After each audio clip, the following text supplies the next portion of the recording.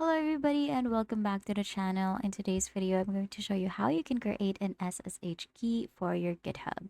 So without further ado, let's get started. So in order for you to create an SSH key, the very first thing that you need to take note of is we don't actually need a GitHub for this. So first, we're going to we're going to open our command prompt from our PC. And then from here, you're just going to type in key dash SSH dash keygen. And then you're going to hit on enter. You're going to enter the file in which to save the key. Going to hit on enter once again and again. Now, as you can see here, I already have my SSH ID. You're just gonna have to copy this one, and then we are going to search it from our file explorer, so we will be able to locate it.